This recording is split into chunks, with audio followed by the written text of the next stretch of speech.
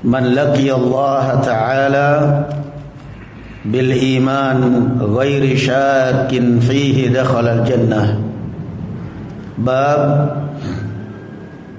orang yang bertemu atau yang meninggal dalam keadaan beriman dan tidak ragu sedikit pun dengan keimanannya, maka dia akan masuk surga. Jaminan dari Allah Subhanahu wa taala. Wa basyiril ladzina amanu wa 'amilus shalihat anna lahum jannatin tajri min tahtiha al-anhar. Dan berikanlah kabar gembira kepada orang yang beriman dan beramal saleh. Maka konsekuensi daripada keimanan yang tidak berragu, bahwa ini orang benar-benar beriman dan tidak ragu sedikit pun, itu adalah iman yang diwujudkan dengan amal. Karena iman itu adalah keyakinan, sedangkan realisasinya, aplikasinya adalah amal. Maka amal tanpa iman, iman tanpa amal, maka dusta. Orang percaya salat itu wajib, tapi dia tidak praktekkan. Dia bahkan meyakini saya itu nggak pernah sholat 5 waktu, tapi nggak pernah meninggalkan sholat dalam hati. Tidak mungkin itu terjadi, karena iman itu adalah keyakinan di dalam hati, sedangkan amal itu adalah aplikasi atau realisasi daripada iman. Allah Azza wa Jalla mengatakan dalam Al-Quranul Karim, "Wa ma kana Allahu liyudhi'a imanakum." Dan Allah tidak akan pernah menyia-nyiakan iman kalian, yakni salat kalian. Qala an Utsman radhiyallahu anhu, dari Utsman bin Affan radhiyallahu anhu wa ardhah. Utsman bin Affan yakni sahabat Rasulullah sallallahu alaihi wasallam yang dikenal dengan Syahidud Dar, orang yang meninggal mati syahid di dalam rumah, dibunuh oleh kaum Khawarij. Beliau dikenal dengan Dzun Nurain, pemilik dua cahaya, karena dia menikahi dua putri Rasulullah sallallahu alaihi wasallam. Setelah meninggal yang pertama, beliau menikahi yang kedua. Beliau menceritakan, qala Rasulullah sallallahu alaihi wasallam, masyaallah, barakallahu fiik. Rasulullah sallallahu alaihi wa ala alihi wasallam bersabda, "Man mata wa huwa ya'lamu annahu la ilaha illallah dakhala al-jannah." Siapa yang meninggal sedangkan dia faham benar makna la ilaha illallah dan mengamalkan konsekuensinya, maka dia akan masuk surga. Kalimat la ilaha illallah ini adalah kalimat yang sederhana, kalimat yang terdiri dari beberapa huruf, tapi ini adalah kalimat yang menentukan surga atau nerakanya nanti. Jadi kalimat la ilaha illallah, sekali lagi ini kalimat sederhana, hanya beberapa huruf, tapi peranan kalimat ini sangat penting di dalam Islam. Pertama, orang mau masuk Islam harus mengucapkan la ilaha illallah. Yang kedua, kunci surga la ilaha illallah. Yang ketiga, zikir yang paling utama apa? La ilaha illallah. Makanya banyak-banyak tahlilan, enggak usah nunggu ada yang mati baru tahlil. Kelamaan akhirnya doanya kapan lagi ada yang mati. Tahlil itu setiap saat, nyopir tahlilan, la ilaha illallah, la ilaha illallah. Enggak usah nunggu ada berkat baru tahlil.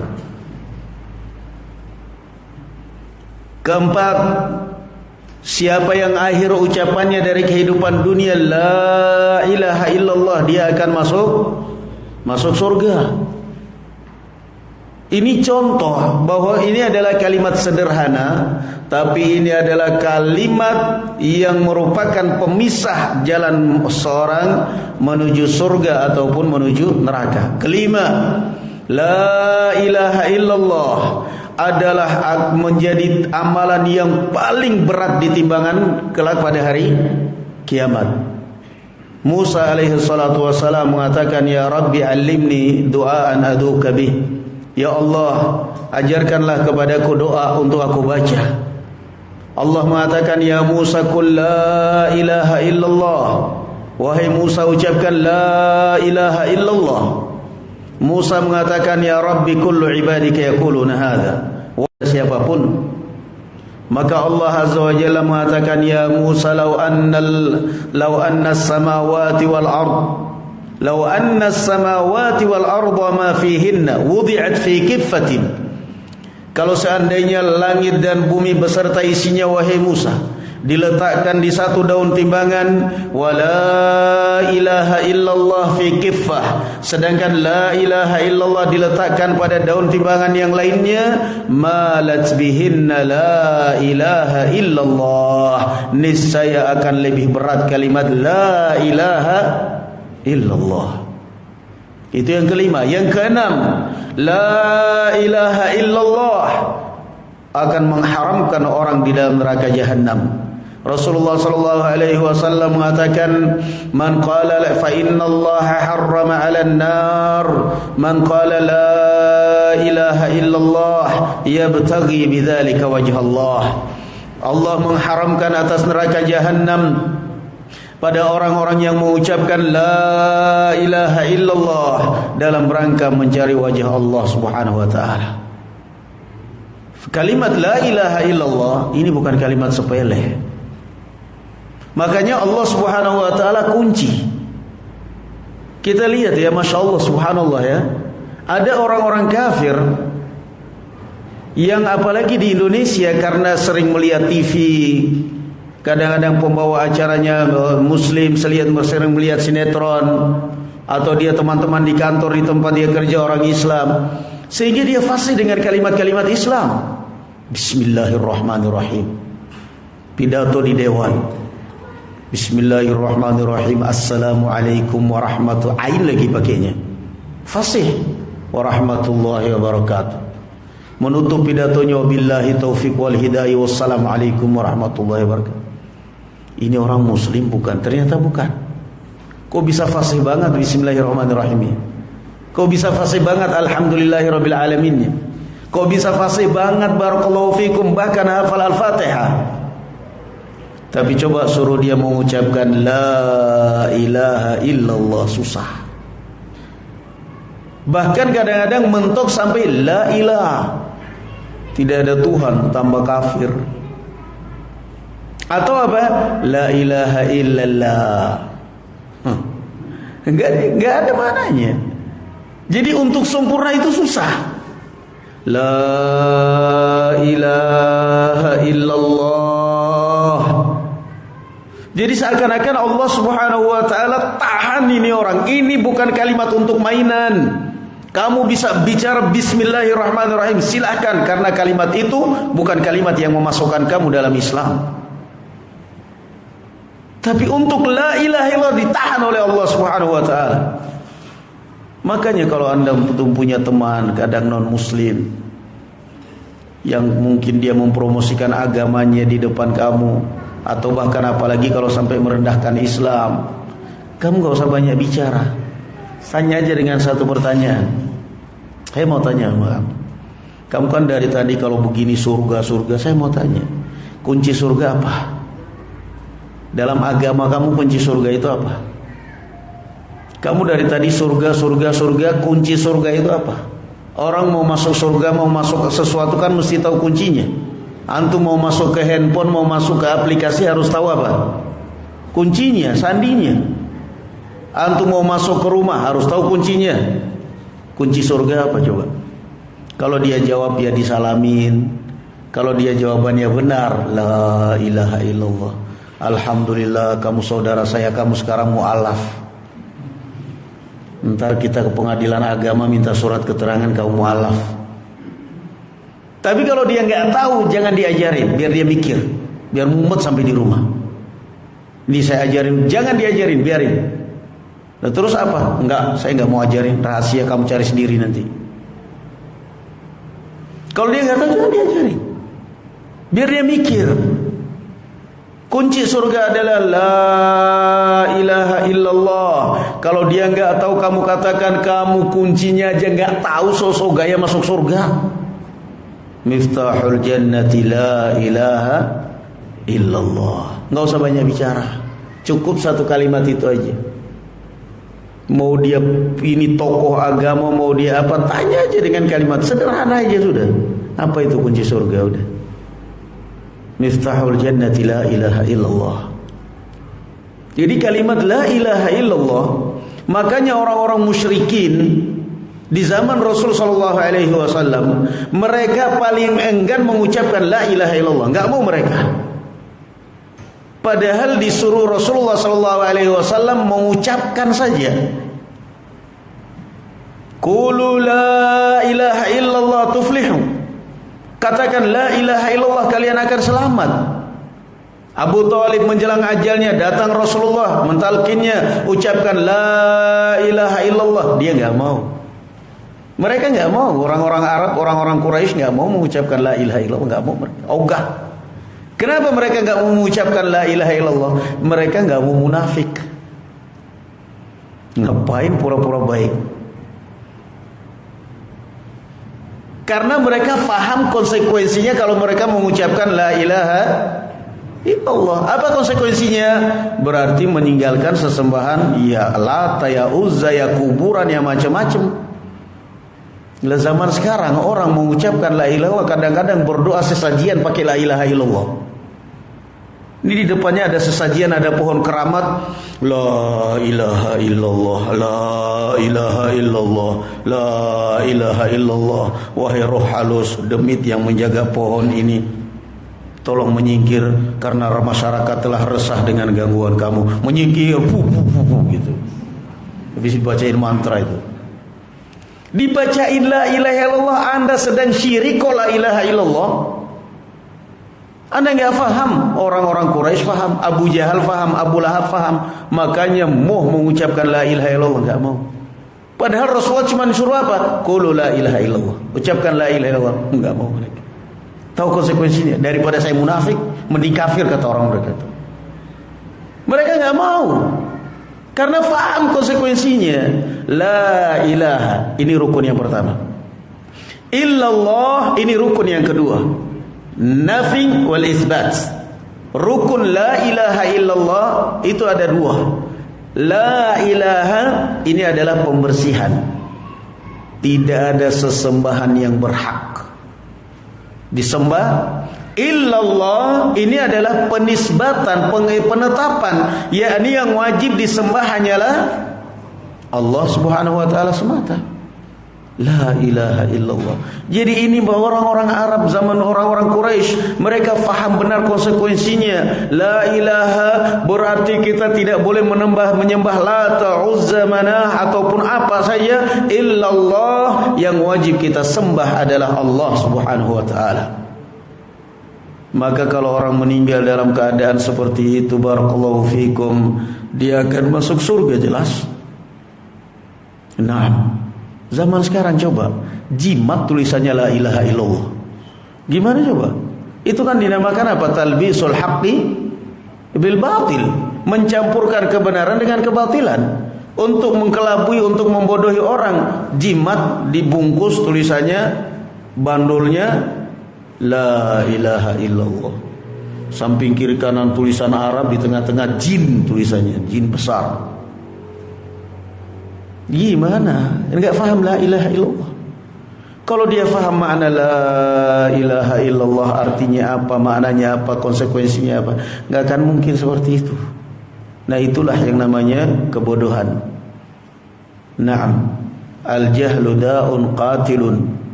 Kebodohan itu adalah penyakit yang mematikan.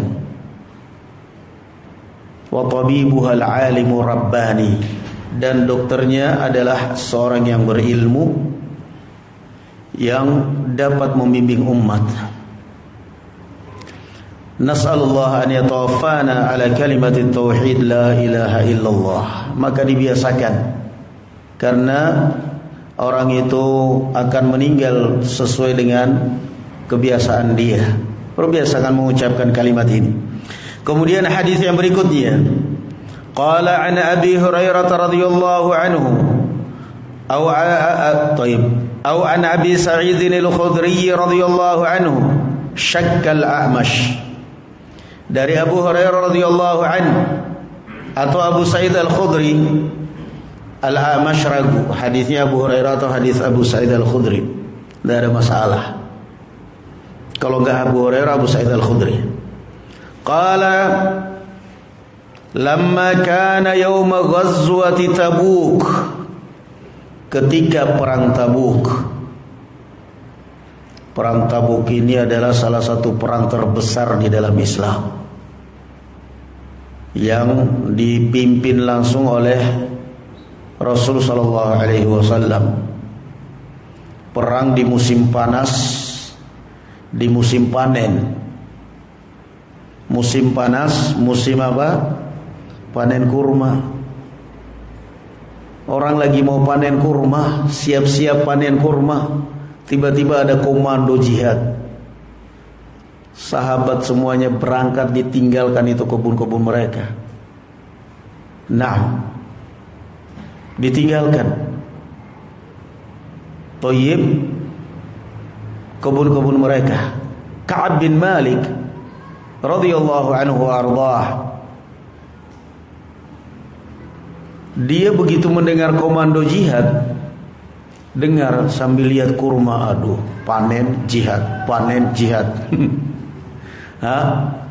Jadi dari kisah Ka'ab bin Malik ini sampai diboikot Rasulullah dan para sahabat selama 50 hari.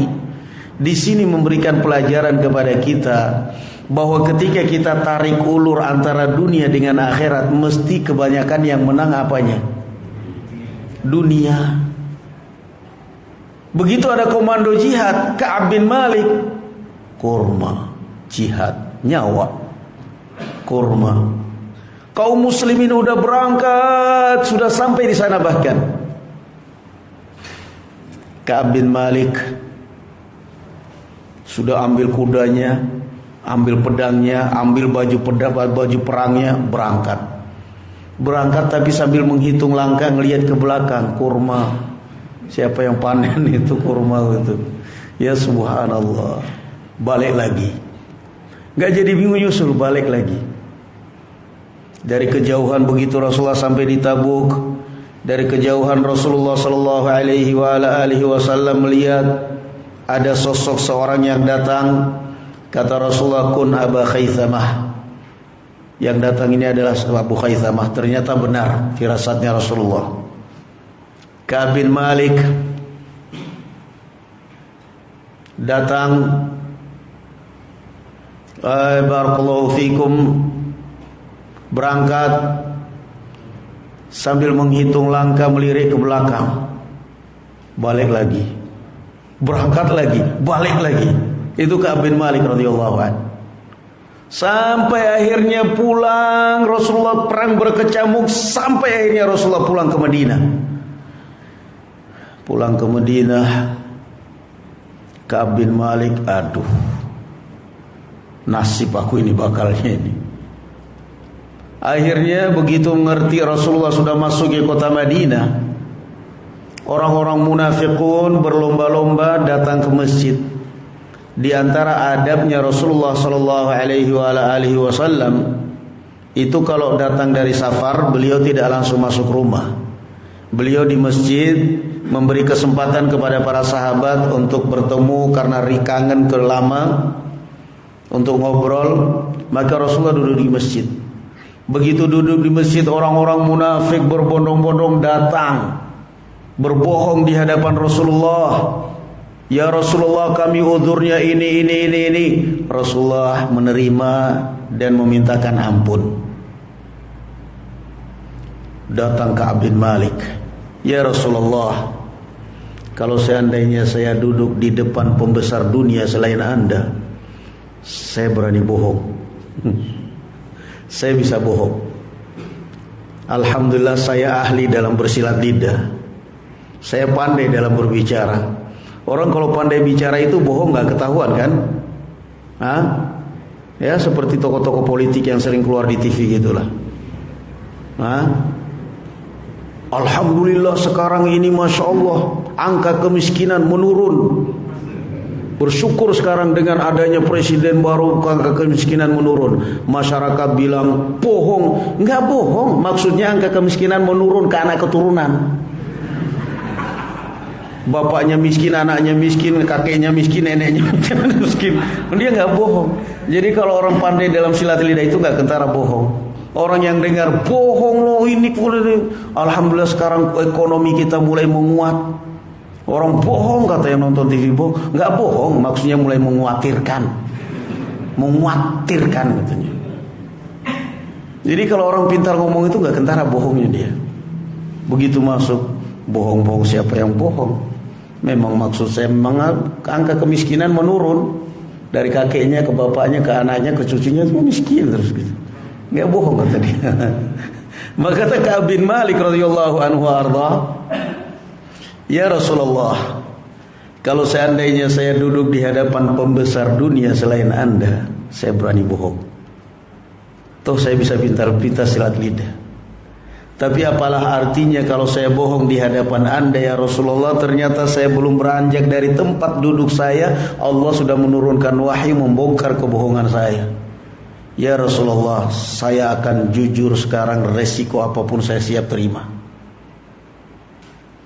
Ya Rasulullah, demi Allah saya tidak ada uzur apapun. Saya nggak sakit, saya nggak miskin, saya tenaga kuat, senjata ada, kuda ada, semua ada ya Rasulullah. Kenapa kamu gak berangkat? Panen ya Rasulullah. Kurma ya Rasulullah, panen, kebun yang pengaruhinya. Rasulullah sallallahu alaihi wasallam mengatakan, amma hadza faqad sadaq. Kata Rasulullah sallallahu alaihi wasallam, adapun orang ini telah jujur, ini jujur. Berarti Rasulullah tahu kalau yang tadi itu munafik pura-pura. Cuman apa? Yang namanya orang munafik, kita baik aja mereka sudah jahat ke kita, apalagi kalau kita kerasin. Kan begitu logikanya. Orang kalau bermuka dua itu gimana sih? Susah kan? Paling susah kita bermuamalah dengan orang bermuka dua. Hah? Susah di toko gitu. Maka Rasulullah udah turutin aja. Begitu Ka'ab bin Malik terus terang kata Rasulullah, ini orang benar. Tapi tidak dikasih senyum, tidak dikasih apapun, tidak dikasih selamat, kamu pergi sampai Allah memberikan keputusan tentang nasib kamu. Keluar Ka'ab bin Malik dari masjid, dibuntuti oleh orang-orang munafikin, dimaki oleh orang-orang munafikin. Ma ra'ainaka adnabta dzamban mithla dzambika al-yawm. Wahai Ka'ab, kami belum pernah melihat engkau berbuat dosa sebesar dosa kamu hari ini. Kenapa kamu jujur di hadapan Rasulullah? Padahal kalau kamu bohong aja Rasulullah mintakan ampun kok. Itu munafik. Kenapa kamu jujur? Oh, buktinya kita bohong aja Rasulullah langsung mintakan ampun, kan selesai. Dibuntutin, Ka'ab bin Malik tutup telinga, nggak mau dengar. Buntutin terus di belakang, sampai akhirnya Ka'ab bin Malik hampir terpengaruh itu. Nah, makanya kalau orang antum baik, kalau antum baik, jauhi teman-teman yang mempengaruhi antum untuk enggak talim. Jauhi. Pilih teman yang baik. Sampai akhirnya Ka'ab bin Malik dia berpikiran, saya akan kembali meralat pengakuan saya di hadapan Rasulullah. Itu kata Ka'ab bin Malik. Saya tanya, ada enggak yang senasib dengan saya? Ada, kata munafikin. Siapa? Murarah bin Rabi', kemudian apa namanya? Hisham. Na'am. Hilal bin Umayyah, Hilal bin Umayyah, na'am. Jadi akhirnya kalau kata dia, kata Ka'ab bin Malik, kalau begitu alhamdulillah ternyata ada yang senasib dengan saya. Mereka lebih sepuh dan lebih baik dari saya cukup sama mereka aja. Gak jadi nyebut pengakuan sampai 40 hari. Rasulullah mengumumkan kepada para sahabat, jangan diajak bicara, jangan disalami, jangan dijawab salamnya.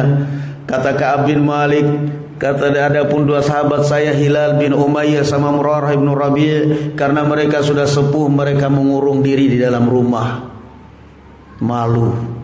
Tapi saya karena masih muda, gentle saya. keluar ke masjid, salat di belakang Rasulullah, di sebelah kiri Rasulullah, kadang-kadang di sebelah kiri, kadang-kadang di sebelah kanan. Mudah-mudahan pas Rasulullah salam melihat saya gitu senyum, belas enggak sama sekali. Rasulullah salam enggak ada sama sekali. Saya pura-pura ketika Rasulullah melihat, barangkali saya lihat beliau, enggak ada sama sekali. Rasulullah buang muka. Saya ke pasar, enggak ada yang nyapa satupun. Saya ke rumah ponakan saya salami, enggak jawab sama sekali. Benar-benar diboikot.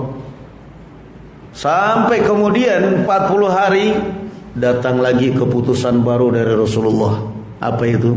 Istrinya enggak boleh ngelayanin dia. Istrinya enggak boleh ngasih jatah, enggak boleh ngelayanin. Jauh. Karena dua orang sahabatnya ini, Hilal dan Murarah bin Rabi' ini, karena mereka sudah sepuh, sudah tua, istrinya datang kepada Rasulullah, "Ya Rasulullah, suami saya itu udah tua, udah sepuh. Semenjak 40 hari ini kerjanya nangis saja di rumah, nangis ibadah. Nggak ada sama sekali, nggak urusan wanita ya Rasulullah. Boleh nggak kalau cuma saya ngasih makan aja?" "Boleh," kata Rasulullah. "Tapi ngasih makan aja ya. Jangan yang lain." Begitu dengar istrinya Ka'ab bin Malik kalau mereka minta izin, kata istrinya Ka'ab, "Coba kamu juga izin kepada Rasulullah, mudah-mudahan saya bisa." Kata Ka'ab, "Ndaklah.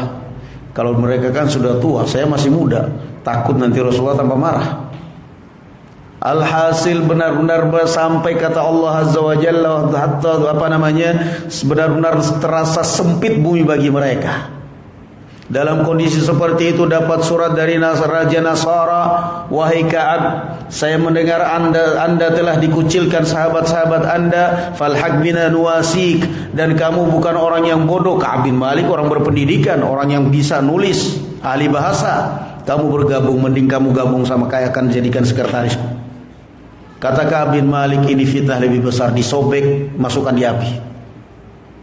Sampai 50 hari. 50 hari Allah Subhanahu wa taala menurunkan ayat Al-Qur'an. Laqad taballahu 'alal mu'minin sampai ayat wa 'alal thalathati alladhina khulifu hatta idza daqat 'alaihimul ardu bima rahabat wa daqat 'alaihim anfusuhum wa dhannu an la malja'a minallahi illa ilaihi thumma taba 'alaihim liyatubu sampai akhir ayat.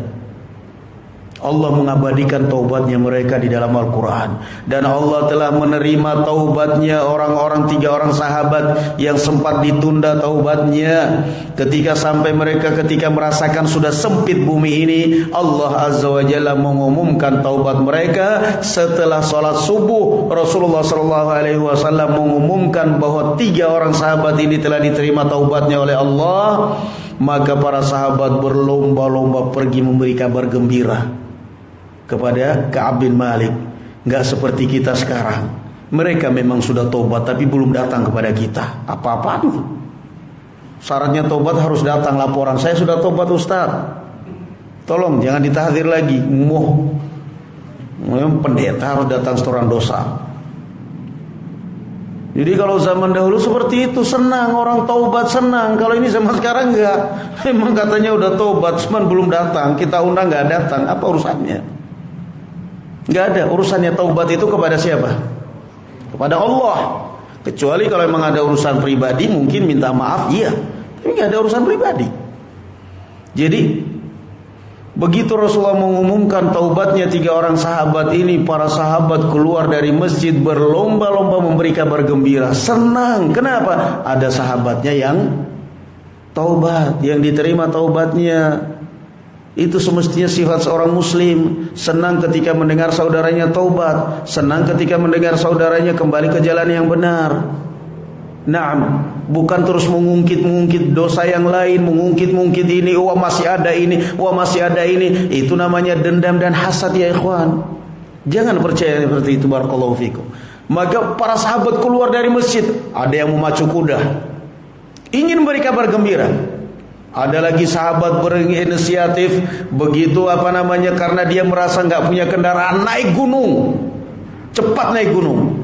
teriak dari atas gunung, "Ya Ka'ab bin Malik, abshir bi khairi yaumin mundu waladatka ummuk." Wahai Ka'ab bin Malik, bergembiralah kamu dengan hari semenjak yang terbaikmu semenjak engkau dilahirkan ibumu. Laqad taballahu alaik. Allah telah menerima taubatmu. Ya subhanallah. Ka'ab bin Malik 50 hari diboikot sampai diumumkan taubatnya, maka dia datang ke masjid. Setelah menerima taubat dari Allah Azza wa Jalla, dia datang ke masjid menemui Rasulullah sallallahu alaihi wasallam. Para sahabat juga menyambutnya dengan senang. Kemudian kata Ka'ab bin Malik, "Ya Rasulullah, saya bernasib seperti ini itu gara-gara pohon kurma, gara-gara kebun. Maka sebagai taubat saya, sebagai penyempurna taubat saya ya Rasulullah, saya sedekahkan lillahi ta'ala, wakaf lillahi ta'ala." Diwakafkan. Itu diantara kejadian dalam peristiwa perang apa tadi? Perang Tabuk, yang masyhur dengan 3 orang sahabat yang tertinggal, yang memang sengaja karena panen kurma: Hilal ibn Umayyah, Murarah ibn Rabi' dan Ka'ab bin Malik. Naam. Tayyib, kita lanjutkan hadisnya. Kana yauma ghazwati Tabuk. Pada perang Tabuk. Tabuk ini adalah tempat Yahudi yang sekarang sudah masuk dalam wilayah Al-Mamlakah Saudiyah. Asaban nasa maja'atun. Pada saat itu kaum muslimin tertimpa maja'ah, kelaparan. Karena mereka mengepung benteng Yahudi yang cukup kokoh, sehingga mereka kehabisan bekal. Faqalu, "Ya Rasulullah, law adzinta lana fanaharna nawadihana." Mereka mengatakan, "Ya Rasulullah, izinkanlah kami untuk menyembelih hewan kendaraan kami. Fa'akalna waddahanna." Lalu kami bisa makan dan memakai duhun, gajinya untuk kulit, supaya pelembab kulitnya. Artinya Allah Subhanahu wa ta'ala menciptakan segala sesuatu pada masanya dan pada tempatnya. Orang zaman dahulu safar dengan unta, itu mereka dalam kondisi perang, makannya mereka unta. Makannya mereka itu unta, nggak makan nasi bungkus. Makanya kita ini gak ada tenaga karena makannya nasi bungkus, lauknya tempe. Lauknya tempe sama kerupuk, makannya akhirnya tenaganya tenaga tempe, mentalnya mental kerupuk. Mental kerupuk, baru digertak, baru baca berita aja udah takut taklim. Baru baca berita aja udah takut jalan dengan istrinya yang bercadar, takut nanti dibilang teroris. Karena ada berita. Kenapa? Kebanyakan makan kerupuk. Akhirnya mentalnya mental kerupuk, tenaga tempe. Dulu kita waktu di pondok Jogja itu ustadz kita dulu, Allah yarham, Ustaz Ja'far, itu sering sekali kita itu namanya dimarahi sama beliau, itu udah makanan sehari-hari kita. Saya tidak mau punya murid mental tempe gitu. Saya nggak mau kalian seperti itu.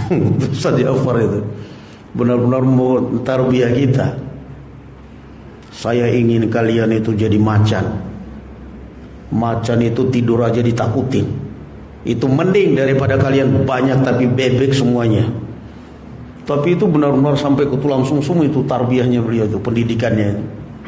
Jadi memang guru itu kadang-kadang kita rasakan menyakitkan di telinga kita, tapi kedepannya baru kita rasakan manfaatnya. Itu guru. Dulu waktu kita masih belajar, waktu zaman dulu kita belajar ya, zaman kita masih kecil dulu SD, yang namanya guru itu kalau udah masuk sekolah jadi babinsa sekalian. Rambut panjang ditarik sampai nangis nih, putar ditarik ke atas. Pulang-pulang ngomong, bapak kita pisau dapur pun diasah digundul. Pak dicewer pak, tampar merah. Kenapa kamu? Tampar guru. Bagus tuh guru kamu itu. Guru masuk kelas penggaris 2 meter yang tebal itu, panjang tebalnya berapa mili, biasa patah di kaki di tangan sehari-hari itu biasa itu. Tapi akhirnya apa? Memang waktu itu kebal-kebal kita. Pulang-pulang nangis sampai di rumah, kata orang tua kita, bagus tuh gurumu itu. Saya ngomong sama guru supaya besok dihajar lagi. Nggak mungkin dihajar kecuali kalau kamu nakal. Jangan Pak, ini aja udah ampun Pak. Kuku diperiksa apa semua. Jadi memang kejam, tapi akhirnya kita rasakan hasilnya, cepat dewasa. Sekarang cuma dijewer dikit lapor polisi. Orang tuanya masuk kantor polisi lapor, anak saya Pak, KDS. Kalau KDRT kan biasanya dalam rumah tangga, ini KDS ini, kejaman dalam sekolah katanya. Padahal cuma dijewer dikit doang. Jadi memang guru itu begitu. Perlu sabar memang. Kadang-kadang ada yang kaku, ada yang kasar, tapi nanti kita akan rasakan itu. Buahnya nanti kita akan rasakan. Jadi barakallahu fikum, fanaharna nawadihana. Mereka minta izin kepada Rasulullah. Mereka perang, makanannya onta. Kenapa? Onta itu Allah Subhanahu wa taala ciptakan, kalau dia minum itu nyimpan. Ada jergennya di dalam perutnya itu. Jadi ketika onta itu disembelih, mereka dapat makan dan dapat sekaligus apa? Minum. Minum air untuk minum, untuk masak dagingnya. Ya subhanallah. Allah Subhanahu wa taala ciptakan seperti itu. Kuasa Allah Subhanahu wa taala. Mereka dalam hidup di padang pasir, Allah ciptakan onta yang merupakan kendaraan mereka. Kalau zaman sekarang truknya mereka itu udah. Zaman dahulu. Faqala Rasulullah if'alu. Rasulullah sallallahu alaihi wasallam mengatakan, silahkan kalian kerjakan. Rasulullah mengizinkan mereka.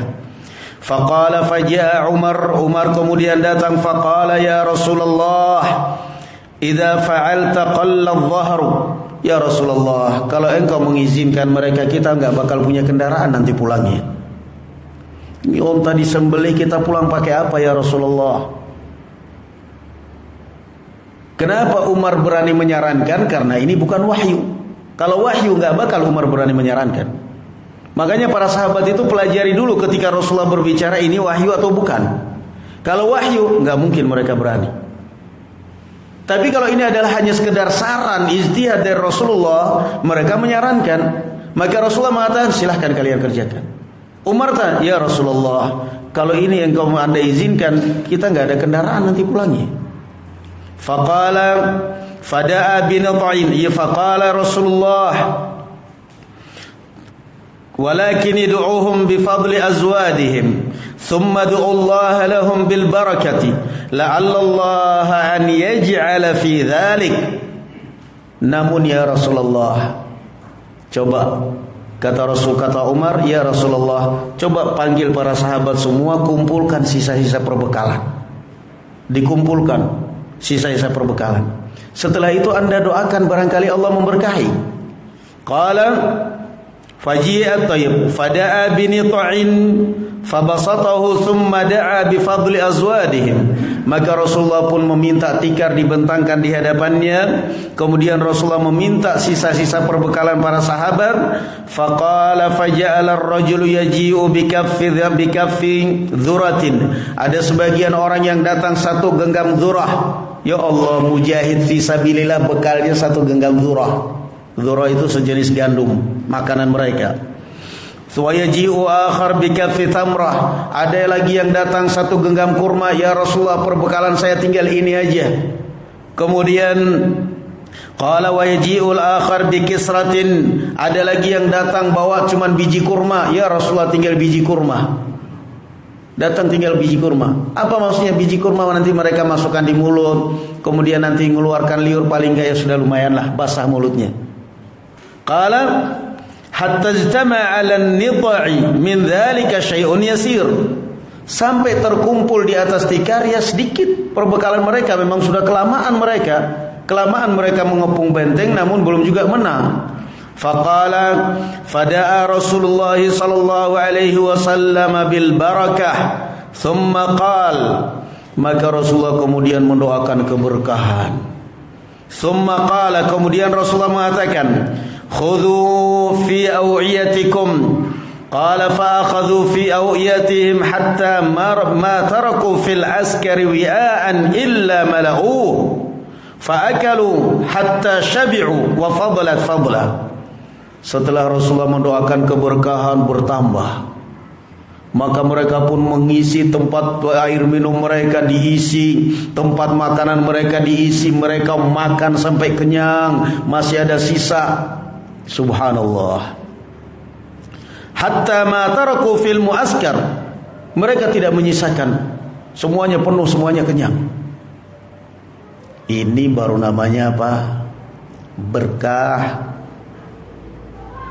Rasulullah mengumpulkan perbekalan mereka sisa-sisa, kemudian Rasulullah mendoakan dan bertambah. Nah, kalau sebagian masyarakat kita ini dibodohin, nanti kamu berkah-berkah, dapat berkah bukan kamu yang dapat berkah, yang doain. Ya, jadi dia nggak bohong. Yang dapat berkah yang jual air botol aqua cuma 3.000 beli di toko, di kios. Sementara ini setelah gitu doang, tiup doang jadi 50.000. Katanya berkah. Modalnya apa sih? Cuma dipegang berkah. Salah. Cobalah kamu mikirlah, berkah itu apa sih? Apa yang berubah dari kehidupan kamu setelah bawa air minum yang katanya kamu berkah itu?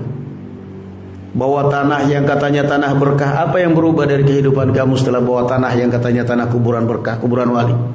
Gak pernah sakit lagi? Usahamu tambah lancar, rezekimu tambah berlimpah? Enggak juga. Lalu apa? Yang namanya berkah itu adalah bertambah, izdiyad, bertambah. Al-barakatu izdiyad al-khair fi syai', bertambahnya kebaikan pada sesuatu, itu namanya berkah. Jadi kalau udah berkah tidak ada apa-apa, ya itu namanya pembodohan.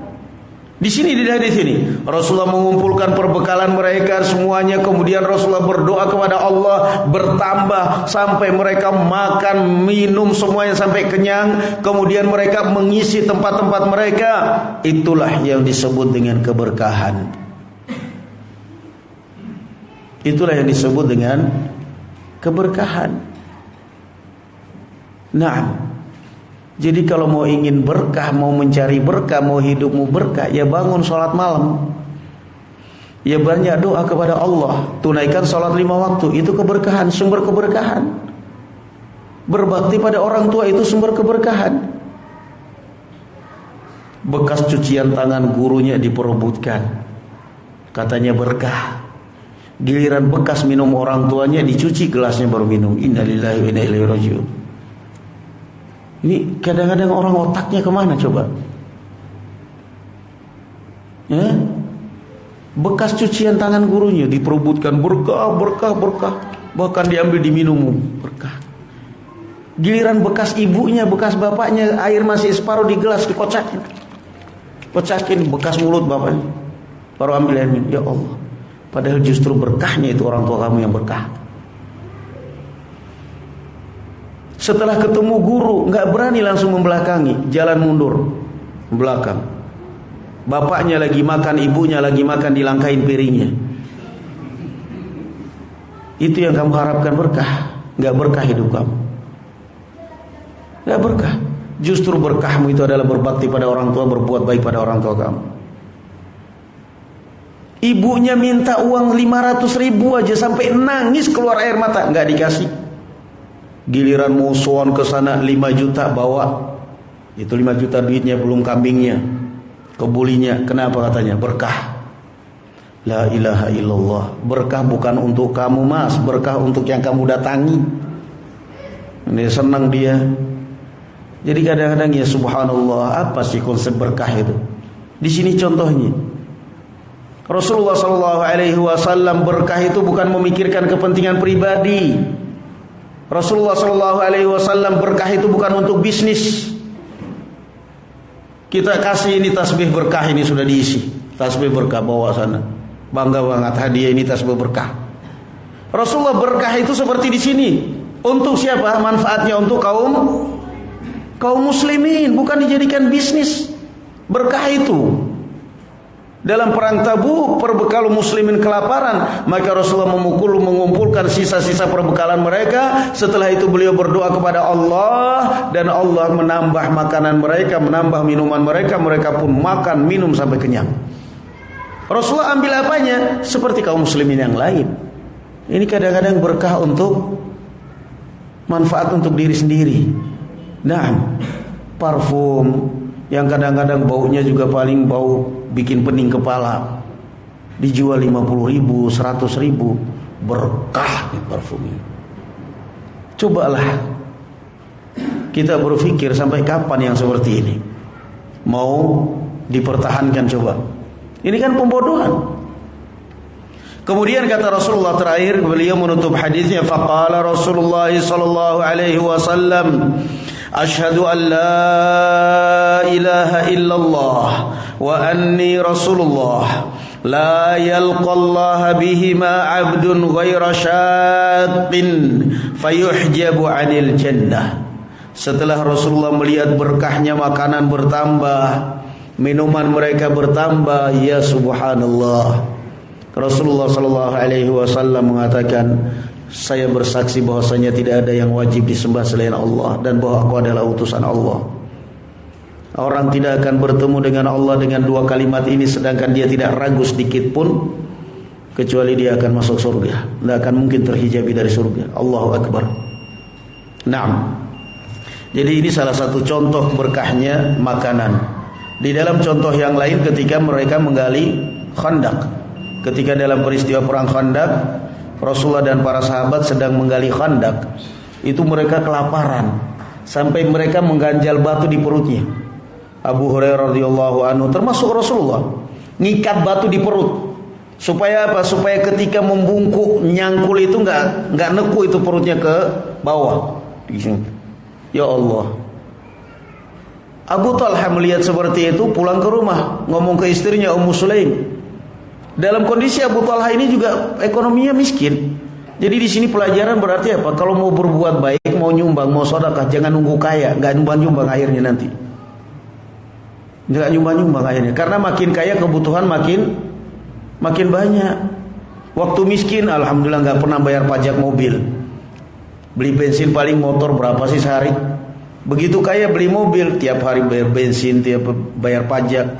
Jadi Abu Talha melihat kondisi seperti itu nggak tega, pulang ke rumah. Ummu Sulaim, Anda punya apa di rumah? Ya kamu lihat sendiri keadaan kita miskin juga.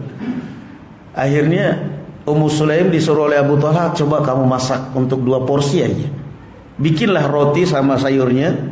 Setelah jadi, Anas bin Malik radhiyallahu anhu, ya anak tirinya Abu Talha, masih kecil Anas bin Malik pada saat itu, dibisikin oleh ibunya Ummu Sulaim, kamu pergi undang Rasulullah, tapi dibisikin ya, jangan sampai kedengaran yang lain.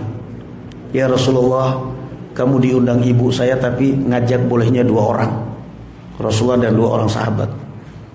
Anas bin Malik datang, nemui Rasulullah, dibisikin, ya Rasulullah, ibu saya ngundang Anda, kalau mau ngajak bolehnya 2 orang aja.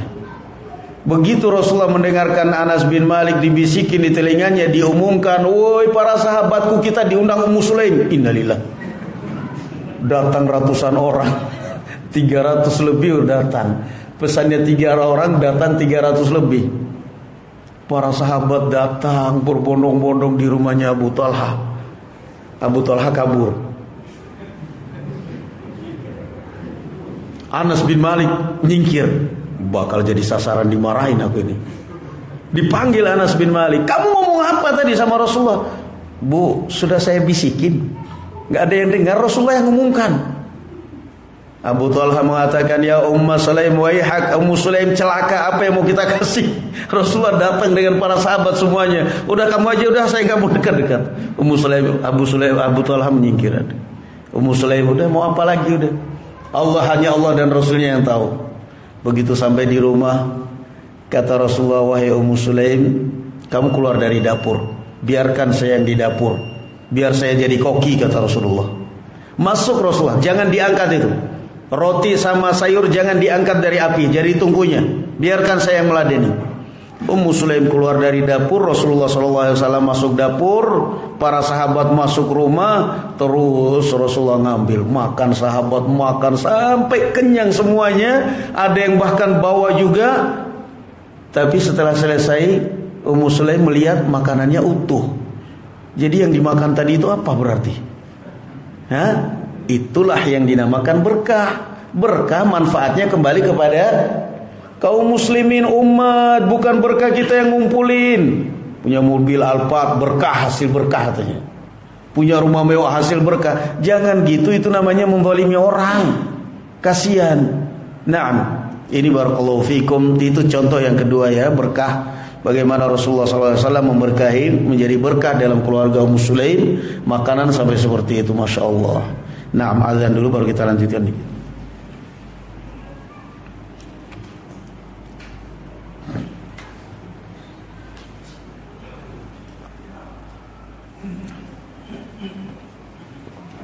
Allahu Akbar, Allahu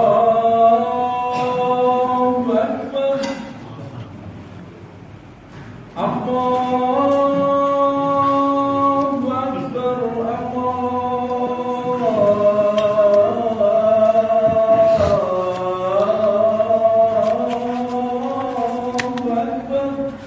Allahu Akbar, Allahu Akbar. Asyhadu an la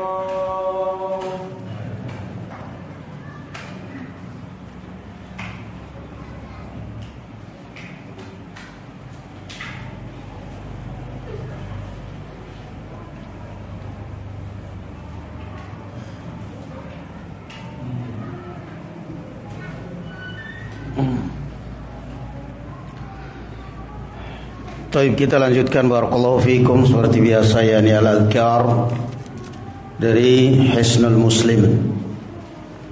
Terakhir pembahasan kita adalah doa al-istiqam minan naum. Sekarang kita masuk doa lubsis thawb. Jadi kalau kita lihat barakallahu fikum ya ikhwan, yang namanya aktivitas Rasulullah sallallahu alaihi wasallam itu hampir tidak ada satu gerakan pun kecuali mesti diawali dengan doa, ditutup dengan doa. Ditutup dengan doa. Minimal awalnya apa? Bismillah, akhirnya alhamdulillah. Masuk WC, masuk kamar mandi, doa, keluar doa. Tidur doa, bangun tidur doa. Naik mobil doa, sampai tujuan doa. Minum doa, selesai minum doa. Itulah aktivitas Rasulullah sallallahu alaihi wasallam. Pakai pakaian doa. Makanya di sini ada bab lubsis thawb. Makanya contoh misalnya ya. Itu terasa barakallahu fikum ya ikhwan. Makanya perhatikan zikir-zikir nabawi itu. Kadang-kadang kita berkendaraan, nyopir, naik mobil, kehilangan konsentrasi. Kehilangan konsentrasi kenapa ini? Kok kayak gini banget ya? Kok kayak gini pikiran saya? Orang biasanya kebanyakan kalau orang nyopir mobil seperti itu nyarinya apa biasanya? Oh ini kayaknya perlu ngopi nih. Kayaknya perlu ngopi nih kayaknya ini. Tapi coba kamu sadar dulu, keluar rumah doa enggak? Saya keluar rumah enggak doa, innalillahi wa inna ilaihi raji'un. Astaghfirullahalazim. Doa lah. Doa. Bismillahi tawakkaltu 'ala Allah wa la haula wa la quwata illa billah. Perbiasakan. Dan itu memang barakallahu fikum pengalaman. Biasanya begitu sadar dan ternyata doa alhamdulillah semangat itu akan kembali dan konsentrasi itu akan kembali. Gimana coba kalau kita ini enggak doa ya habis kita. Kenapa barakallahu fikum ya ikhwan? Kita harus membentengi diri dengan doa karena janjinya iblis di hadapan Allah, "Tsumma la'atiyannahum min baini aydihim wa min khalfihim wa an aymanihim wa an syama'ilihim wa la tajidu aktsarahum syakirin." Iblis ketika dilaknat oleh Allah berjanji di hadapan Allah, "Ya Allah, saya akan pengaruhi manusia dari depan, dari belakang, dari kanan, dari kiri. Pokoknya sebisa mungkin saya kepung mereka." Allah mengizinkan, "Wa ajlib alaihim bi khailika wa rajlika wa syarikhum fil amwali wal auladi wa'idhum." Kata Allah Azza wa Jalla, silakan kamu gempur itu Bani Adam. Gempur dengan suara-suara indahmu, dengan pasukan berkuda, pasukan pejalan kaki, infanterimu, silakan kamu gempur. Hasut anak-anak mereka, wasyarikhum fil amwali wal aulad. Hasut anak-anak mereka, rusak harta mereka, silahkan. Allah mempersilahkan. Masya Allah. Maka berarti apa? Perlindungan kita hanya satu. Kata Ibn Abbas radhiyallahu anhu, syaitan tidak mengatakan wa min fawqihim. Saya akan pengaruhi manusia dari depan, dari belakang, dari kanan, dari kiri. Satu, kata Ibn Abbas, dia tidak mengatakan dari atas saya akan, enggak bisa. Kenapa? Dia tidak bisa menghalangi kita dari rahmat Allah, dan rahmat Allah datangnya dari atas kita. Maka kita perlu hafal doa, perlu membiasakan doa dalam segala hal. Rasulullah bahkan ketika memakai pakaian pun beliau berdoa. Beliau mengatakan sebagaimana di dalam hadis yang diriwayatkan oleh Ahlus Sunan kecuali An-Nasa'i, yakni Sunan Tirmidzi, Abu Dawud, Ibnu Majah, qala alhamdulillahilladzi kasani hadha thawb wa razaqanihi min ghairi haulin minni wala quwwatin. Itu Rasulullah sallallahu alaihi wasallam. Pakaian, pakai sandal, pakai gamis, pakai sarung, pakai peci, pakai baju, pakai apa saja. Alhamdulillahilladzi kasani hadza thawb min ghairi haulin minni wala quwwatin. Segala puji bagi Allah yang memakaikan kepadaku pakaian ini tanpa ada jerih payah dari saya. Walaupun kita yang beli, tapi semua itu, kemudahan itu karena diberikan oleh siapa? Oleh Allah Subhanahu wa taala. Maka kita tidak boleh sombong dengan profesi kita. Kenapa? Sepintar apapun kita ada yang lebih pintar. Sekaya apapun kita ada yang lebih kaya. Lalu apa yang mau kita sombongkan? Apa yang mau kita sombongkan? Seberapa kayanya kita, ada yang lebih kaya. Mau sombong karena miskin, ada yang lebih miskin, gak usah sombong. Ada gak ya sombong? Kalau orang miskin sombong itu berarti karakter. Memang sudah dari sononya, pabriknya rusak. Wah, itu berarti pabrik gagal itu. Nah, kalau orang kaya, orang pejabat sombong, itu kan kadang-kadang orang mengatakan ya wajar lah. Tadinya miskin sekarang kaya, mobilnya Pajero. Orang kan bilang gitu. Tapi kalau miskin sombong gimana? Prinsipnya anak muda zaman dahulu, biar miskin asal sombong. Jadi kata Allah, lihat Rasulullah, pakaian sampai satu pakaian ya. Rasulullah memakai satu pakaian. Apa kata Rasulullah? Alhamdulillahilladzi kasani hadza tsauba min ghairi haulin minni wala quwwatin. Segala puji bagi Allah yang telah memberikan kepadaku pakaian yang saya pakai ini tanpa ada jerih payah dari saya sedikit pun. Padahal yang beli siapa? Yang beli kita. Bukan dikasih orang, kita beli. Harganya 200-an, 300 ribu kadang. Tapi kenapa? Perbiasakan untuk selalu rendah hati. Perbiasakan selalu nunduk, bukan nanduk. Beda kan nunduk sama nanduk? Nah, jangan perbiasakan nunduk sambil nanduk. Perbiasakan nunduk. Segala puji bagi Allah yang memberikan kepadaku pakaian ini, ya Allah. Engkau memberikan kepada tanpa ada jerih payah dari aku sedikit pun. Kita mau proteskan, saya yang beli. Kamu yang beli, memang iya. Pakai uang siapa? Uang kamu. Yang ngasih siapa? Allah subhanahu wa ta'ala.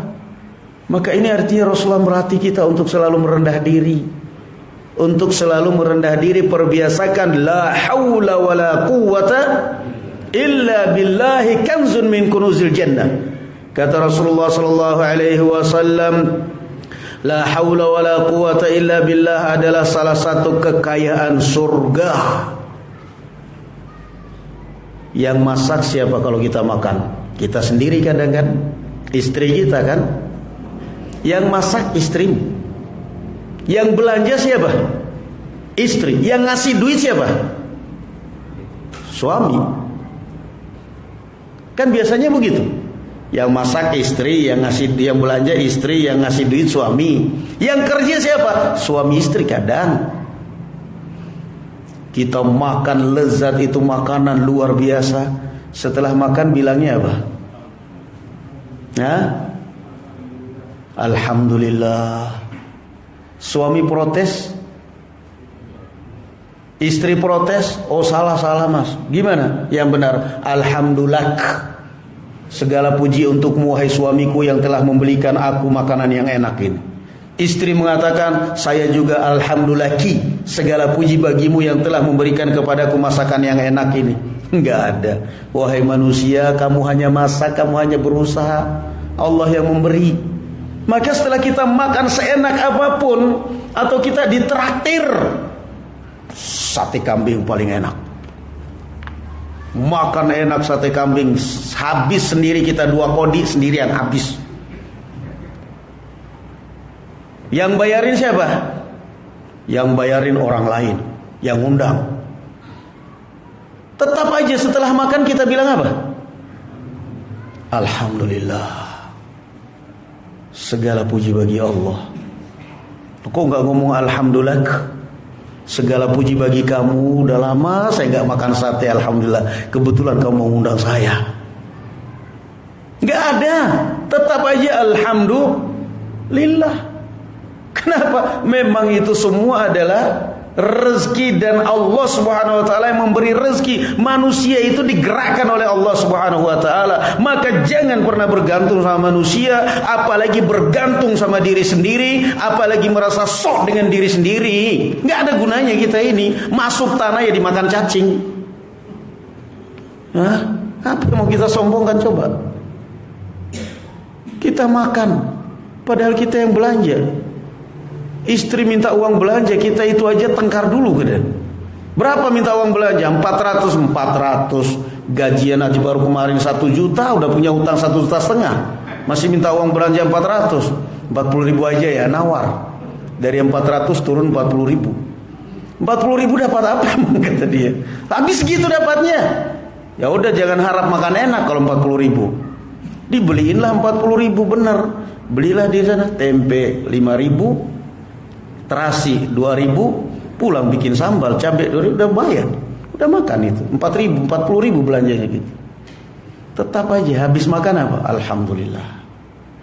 Lupakan semua kesombongan. Lupakan semua akar urat kesombongan bahwa ini semua karena duit saya. Lupakan akar kesombongan bahwa semua ini karena masakan saya, karena keahlian saya. Lupakan semuanya. Alhamdulillah.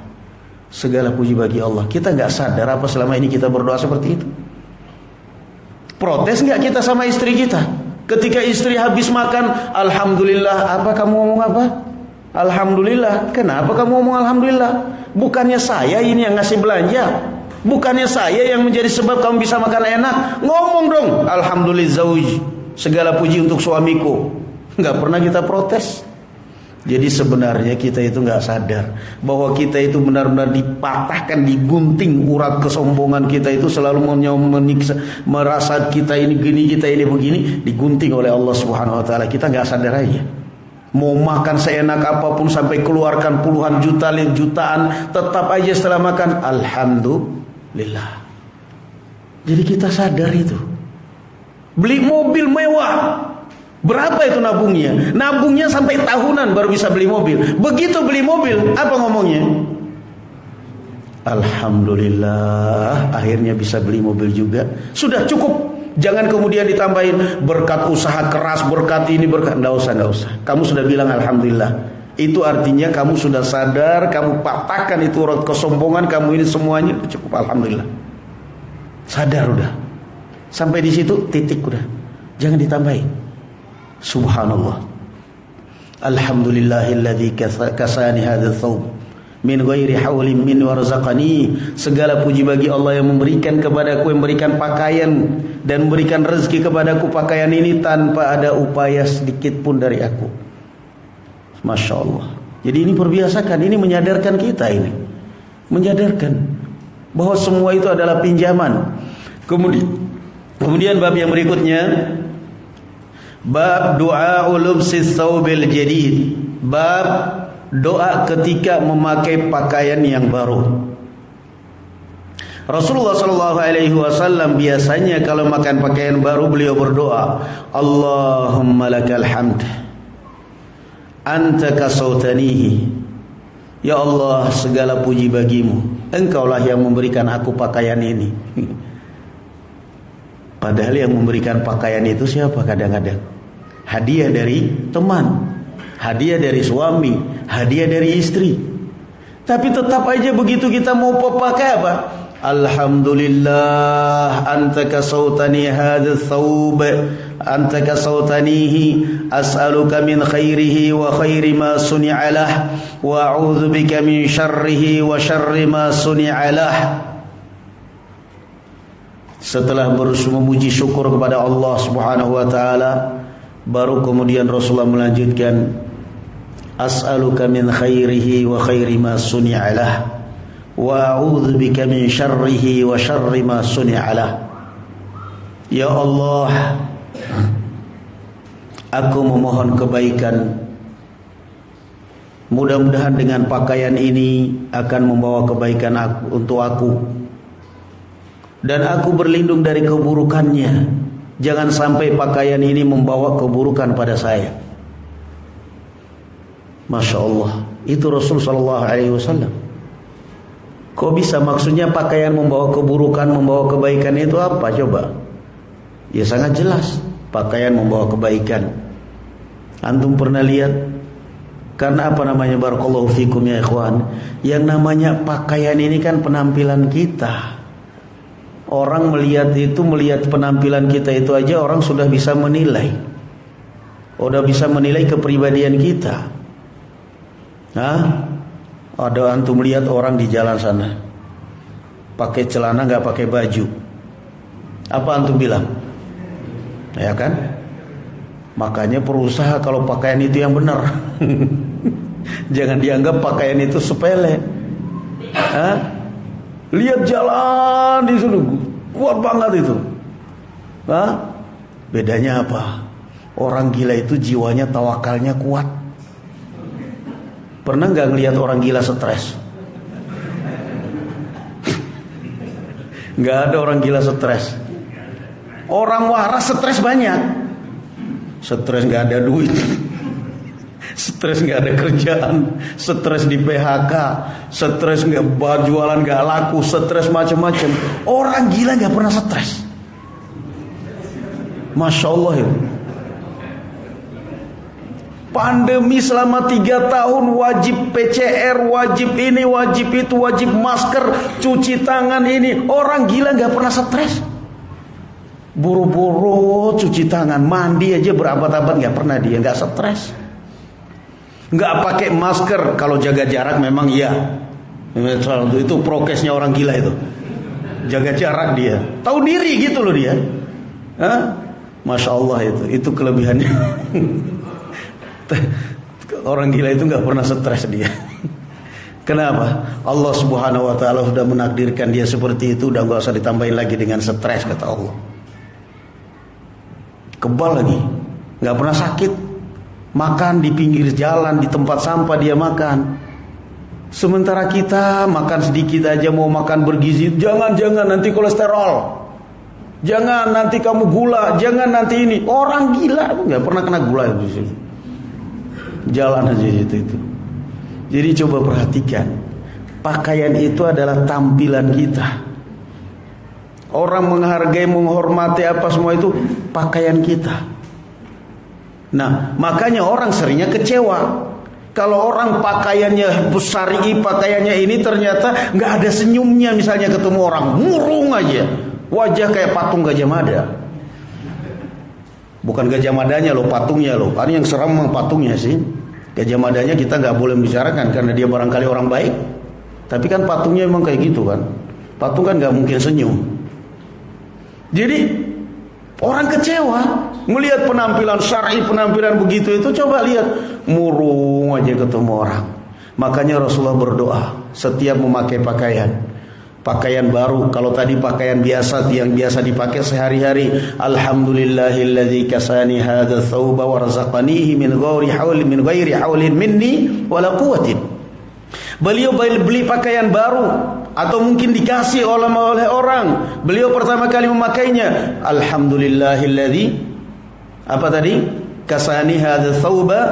Kemudian apa? Allahumma inni as'aluka khaira wa khaira ma suni'a lahu wa a'udzubika min syarrihi wa syarri ma suni'a lah. Masya Allah. Doanya Rasulullah, ya Allah, aku memohon mudah-mudahan pakaian ini akan membawa kebaikan untuk saya. Jadikanlah pakaian ini pakaian membawa kebaikan untuk saya. Jangan sampai pakaian ini mencelakakan saya, merusak saya. Dan aku berlindung kepadamu ya Allah dari kejelekan pakaian ini dan dari kejelekan yang di bawahnya, yang di bawah pakaian ini, yang diakibatkan pakaian ini. Jadi itu Rasul sallallahu alaihi wasallam dalam segala aktivitasnya beliau selalu meminta kebaikan dari Allah Subhanahu wa taala. Beliau selalu memohon kebaikan. Kenapa ya kawan Rasulullah? Karena Rasulullah tidak ingin dilihat orang buruk. Karena Rasulullah SAW apa tadi ya ikhwan? Tidak ingin dilihat dan dinilai orang buruk. Artinya orang yang baik. Kenapa? Karena Rasulullah SAW mengatakan apa? Al-mu'minu mir'atu akhi. Mu'min itu adalah cermin saudaramu. Bagaimana kamu dinilai orang, itulah kepribadian kamu. Bagaimana orang menilai saya, menilai Anda, itulah kamu. Tapi kalau Anda menilai diri sendiri, mesti selalu nilainya positif. Yang menampakkan bobrok di wajah kita apa? Cermin bukan? Iya kan? Yang menampakkan di wajah kita ada kotoran itu apa? Cermin. Begitu cerminan, ternyata bedaknya cuma sebelah doang pipinya yang ada bedaknya. Yang menampakkan, itulah kita. Yang menampakkan bahwa kita baik atau buruk, ya saudara-saudara kita, kaum mukminin, saudara-saudara kita orang baik. Mengatakan Anda begini, itulah kita, perbaiki, koreksi diri kita. Rasul sallallahu alaihi wasallam sampai pakaian aja. Sampai pakaian, ya Rasulullah ya Allah, jangan sampai orang menilai saya buruk dengan memakai pakaian ini. Jangan sampai pakaian ini menjadikan saya buruk di mata orang. Ternyata begitu kita pakai itu orang-orang menilai, aduh Ustadz kok gak pantas banget pakaian seperti itu. Gak pantas maksudnya apa? Biar saya kasih Anda atau gimana ini? Gak pantas Ustadz, bagusnya ada yang lebih bagus. Oh ya udah, saya gak akan pakai lagi. Berarti jelek. Itulah Rasulullah SAW. Gak mau tampil, gak mau dinilai orang selalu buruk, gak mau dinilai buruk oleh orang. Maka kita sebagai orang muslim ataupun muslimah berusahalah bahwa karena barakallahu fikum, penilaian orang itulah kita. Rasulullah SAW ketika lewat jenazah, para sahabat memujinya dengan kebaikan. Rasulullah mengatakan wajabat. Gak lama rombongan jenazah lain lewat lagi, wajabat. Dijelekkan, dimaki oleh sahabat. Rasulullah mengatakan wajabat. Sahabat tanya, ya Rasulullah, tadi jenazah yang pertama dipuji, Anda mengatakan wajabat. Giliran jenazah yang kedua dimaki, dicela, Anda mengatakan wajabat. Maksudnya apa? Jenazah yang pertama kan kalian puji, kalau dia orang baik, maka dia masuk surga wajib. Jenazah yang kedua kalian maki, kalian cela, orangnya begini-begini, maka dia wajib masuk neraka. Kenapa? Antum syuhada Allahi ala wajhil ardh. Kalian itu adalah saksi-saksi Allah di muka bumi. Maka barakallahu fikum, belajar kita dari akhlaknya Rasulullah. Sampai pakaian saja Rasulullah tidak mau dinilai buruk oleh orang. Sampai penampilan nggak mau Rasulullah dibilang buruk. Nggak mau orang menilai Rasulullah itu baik, jelek dengan pakaian itu, buruk dengan pakaian itu. Maka beliau ketika memakai pakaian baru, beliau langsung membuka, as'aluka min khairiha wa khairi ma suni'alah wa a'udzubika min syarrihi wa syarri ma suni'alah. Rasulullah langsung bukanya itu. Naam. Ini barakallahu fikum ya ikhwan. Na'am, wallahu a'lam bissawab. Enggak ada pertanyaan kan? Ada ternyata. Kirain tadi enggak ada. Oh iya ya, biasanya ada pertanyaan, enggak apa-apa. Assalamualaikum warahmatullahi wabarakatuh. Salam barakallahu fikum. Ustaz, jika kita dihantui, dihina ya, dikatai atau diejek, ngaji terus ngalor ngidul, mau jadi apa? Jadi ustadz kagak? Bagaimana menghadapinya? Nggak usah dihadapi. Oh, pusing amat sih, baru diomong segitu aja pusing, nggak usah. Gimana menghadapinya? Dibelakangin aja orang kayak gitu. Fa'arid amman tawalla an dzikrina wa lam yurid illa al-hayatad dunya. Berpaling, abaikan orang seperti itu. Nggak usah diambil hati. Di zaman ulama tabi'in, ada seorang ulama tabi'in di masjid lagi majelis dengan murid-muridnya membaca Sahihul Bukhari. Masuk orang yang sengaja ngejek mereka. Ngejek. Orang sudah nyampe ke bulan, kalian masih aja haddatsana. Apa yang kalian dapat? Dijawab oleh ulama ini, alhamdulillah, kami sampai kepada Allah lewat hadis-hadis Rasulnya ini. Sementara kamu gak nyampe kepada Rasulullah, gak nyampe kepada Allah, gak nyampe ke bulan. Kamu hanya bangga dengan prestasi orang lain. Apa yang kamu dapat? Malu di akhirnya pergi orang itu. Jadi kadang-kadang orang gak sadar, kamu ngaji melulu, ngaji sana sini, jadi ustaz juga enggak. Lalu terus kamu apa? Kamu sudah jadi ustaz, kamu gak jadi siapa-siapa. Udah, makanya gak usah. Bagaimana menghadapi? Gak usah dihadapi. Cuekin aja. Hidup di masyarakat itu perlu mental baja. Jangan cengeng, ya. Makanya saya sering ingatkan, antum semuanya ya ikhwan, antum yang ngurusin dakwah, yang ngurusin masjid, yang ngurusin yayasan, yang ngurusin apa, mental itu harus mental baja, jangan mental cengeng. Dikit-dikit saya keluar aja lah kayak gini lah. Saya udah gak ini. Ngapain lu cengeng? Rasulullah sampai diusir, sampai gak boleh tinggal di Mekah, baru hijrah ke Madinah. Lah ini baru dia tantangan dikit. Maaf ya, saya keluar aja deh. Jangan cengeng. Baper itu namanya. Manusia itu jangan baper, mental itu baja. Saya niatnya lillahi ta'ala, kalian menghargai saya ataupun tidak, pokoknya saya akan makmurkan masjid, saya akan jalan. Itu baru namanya mental. Mau ngaji juga seperti itu. Jangan baperan jadi manusia. Jangan baperan jadi manusia. Tayyib, jangan baperan. Kemarin kita rapat di yayasan. Jangan, saya sering ingatkan, jangan pernah baperan. Wah, ini begini-begini, enggak ada.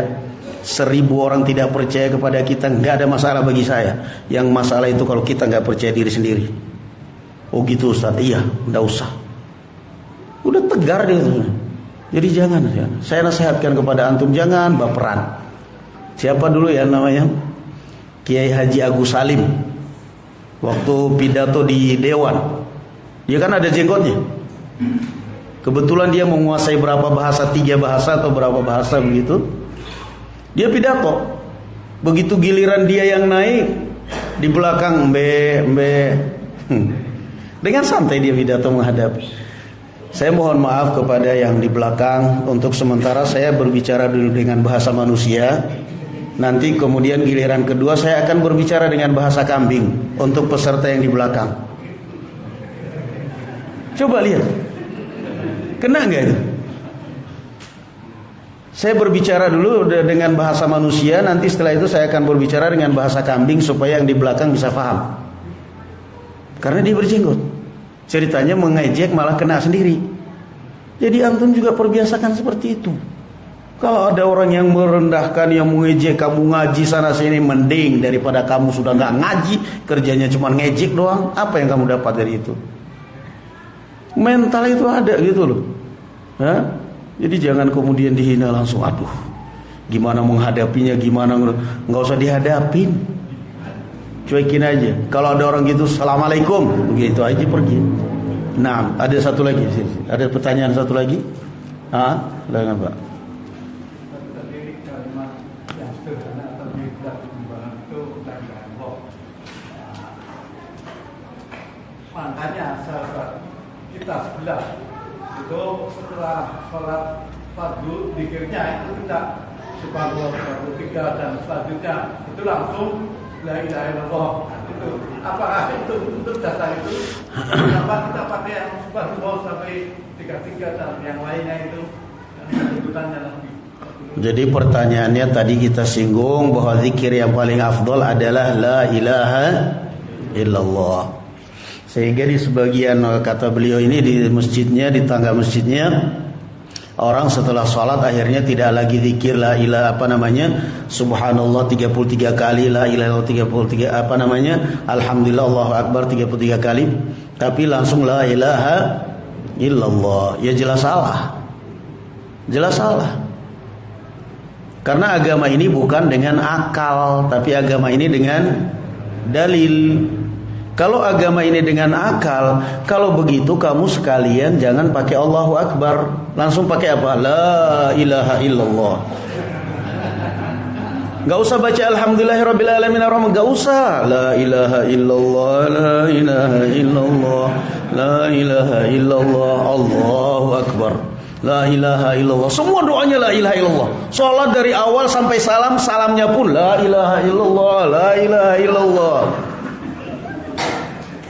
Agama ini bukan dengan akal-akalan. Kata Ali bin Abi Thalib, "Lau kana ad-dinu bir-ra'yi, lakana asfalal khuffi aula bil mashi min a'la." Kalau seandainya agama ini pakai akal, niscaya ketika mengusap sepatu dalam wudu, yang lebih berhak diusap itu bawahnya bukan atasnya, karena yang kotor mananya? Bawah. Tapi Rasulullah menganjurkan yang diusap apanya? Atasnya, padahal seberapa kotorannya atas. Kata Ali bin Abi Thalib, kalau agama ini pakai akal, semestinya bawahnya dong yang diusap, yang kotor bawah kok. Lagi pula nanti yang dipakai kan nanti nginjak kan bawah. Tapi enggak, agama ini bukan akal. Jadi ini dalil. Masalah misalnya antum mau nyopir mobil sambil selama perjalanan la ilaha illallah, la ilaha illallah, silakan. Tapi setelah sholat tetap aja sudah ada aturannya. Sudah ada aturannya, subhanallah, subhanallah, subhanallah. Nggak boleh kita mengakal-akali agama kita ini. Agama jangan dijadikan akal-akalan. Barakallahu fikum. Wallahu a'lam bissawab. Alhamdulillah. Assalamualaikum warahmatullahi wabarakatuh. Subhanakallahumma wa bihamdika.